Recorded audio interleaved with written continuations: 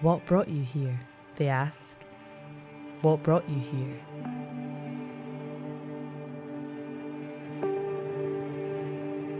The mountain draws them in, calls, whispers, sings.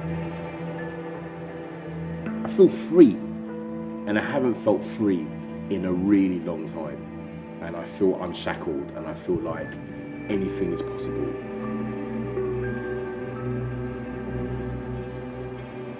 Running is super humbling. It's really life affirming, especially when you experience like 4 different seasons in one day. I was soaking wet today, and then the sun came out, and I just was like, oh, this is great. It was almost like being on a beach. I was obviously not on the beach relaxing, but that's how it felt. Leave behind the noise, it tells us, and our other self-constructed confines.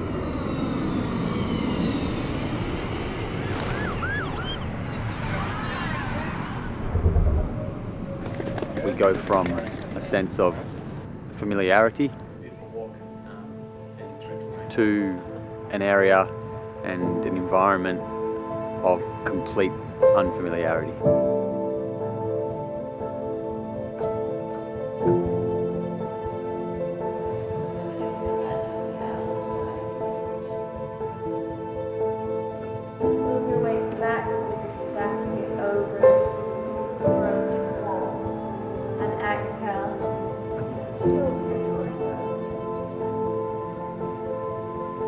The never-changing mountain. The always-changing mountain. Bullets of rain explode against the leathery sea. Goosebumps ripple across skin as our groups stride out. Purposeful steps, deep breaths, creeping frigidity, inevitability. Chatter and gasps and giggles. You're braver than me. Then, silence, save for the heartbeats of humans and the percussion of water against water.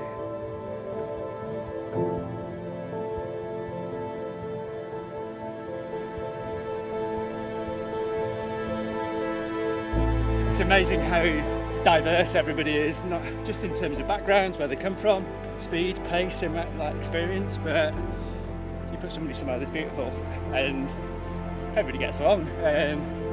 Sharing stories while jogging along, not a bad way to start the day and start the whole day, really.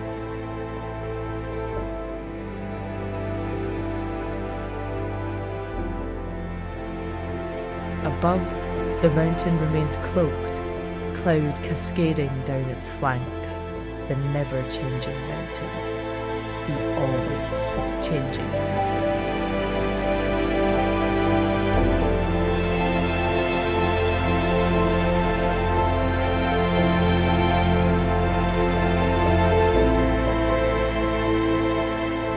Runners scamper and skip across the very lines their fingers have traced on maps and in their minds. Through woodland amongst the moss, fungus and pine. From drover's path to sheep trod, centuries of footsteps distilled into a scratch against the hillside. A living history actively studied and added to, like placing a stone on a guiding cairn. I guess I came on this trip for a number of different reasons, but one of the main ones was trying to reconnect with my purpose and running and trying to find myself again. Having spent 18 months, kind of locked inside the studio, making radio shows, and then kind of watching dance floors reopen and going back out and DJing at festivals and clubs and so on and so forth. Just kind of felt like I was being sucked back into a world that I didn't necessarily want to be in. And I find that running is my balance.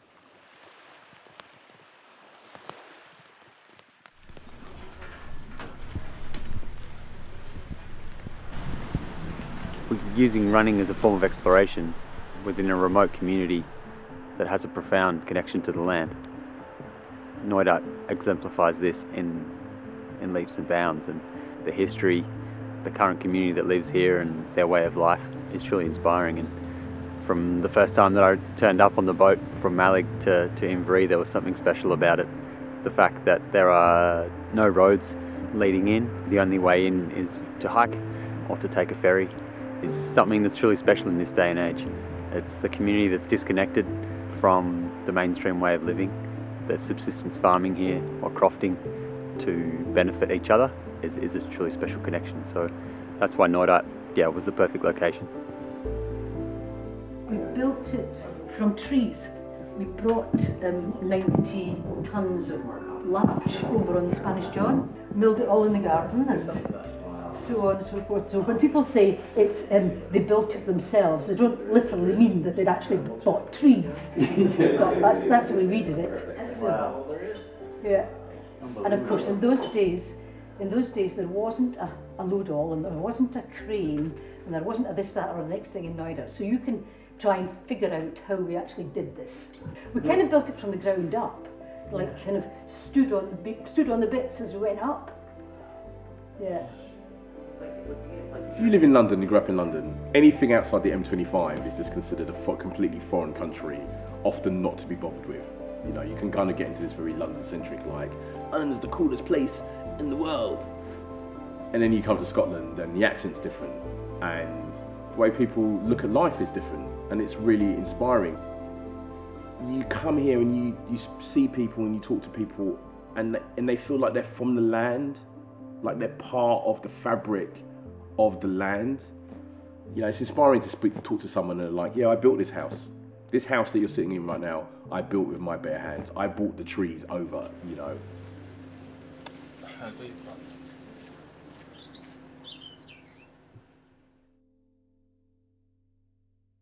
You have your training and then your age-related decline, right? And so there's a certain point when they cross over, so I'm trying to delay that as long as I can. But I've run marathons, then I've discovered running ultras, so I've run about 20 different ultra marathons. I've run 5 this year so far. This conversation could go all different ways, but basically I lost my brother and my business partner this year, and it's been very hard on me.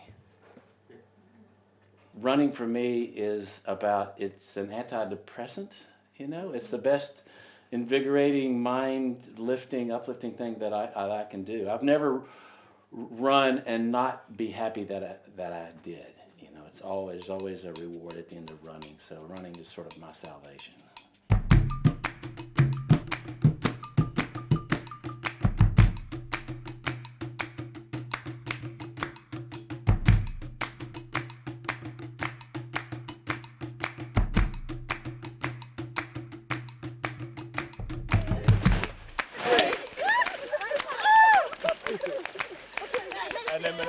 I'm sitting down first. Where do I go?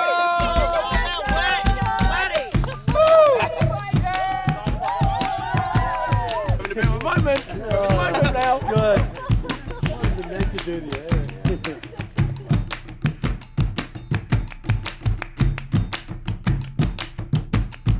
That's how you catch the end of a rainbow. Like Yeah.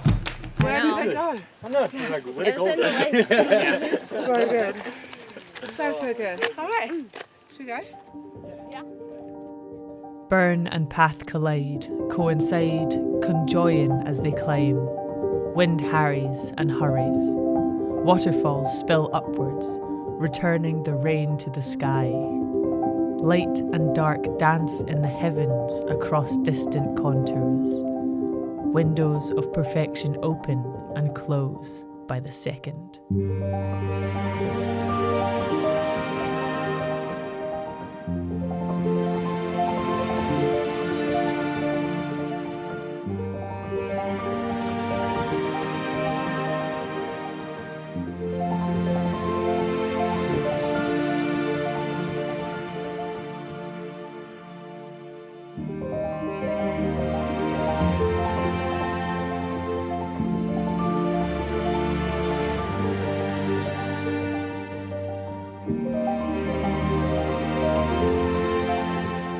the ethos of this is that time, speed, distance is like this man-made Western kind of concern.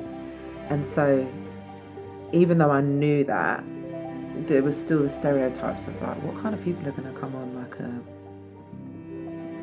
running in the Highlands trip, and wondering if it would be sort of the stereotype of a really outcome-based runner, I suppose. Exceeded your own expectations? Yeah. Yeah? I mean, I just climbed a mountain. I don't climb mountains.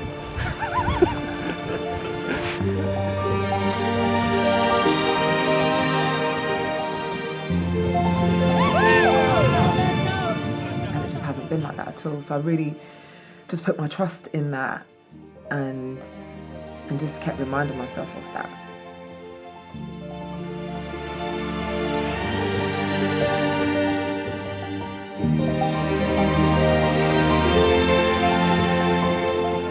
This is one of the most amazing things that I've ever done in my life. I almost drowned in a reservoir about 7 years ago, and so this is a really big moment for me to come back into the water, and it feels good. I can see why people are doing this now. I'm like, thank you very much.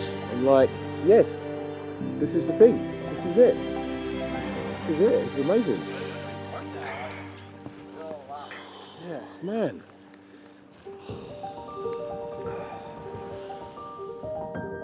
Above, underneath, surrounding, engulfing them. The never-changing mountain. The always-changing mountain.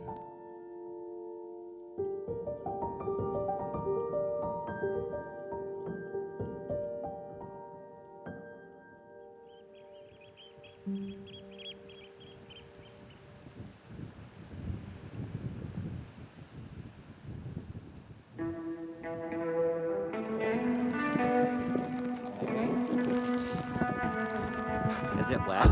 It's no. This is dry for Scotland.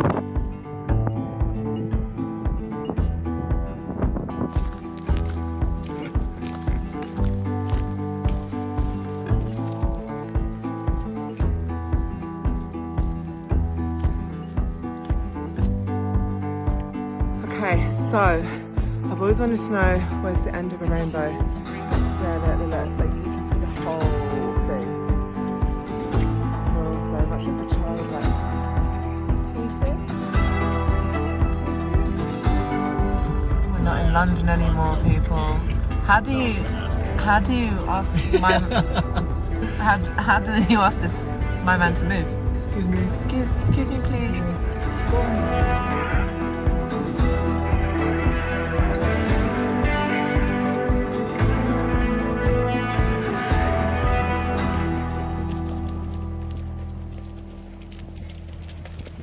You know what motivates us?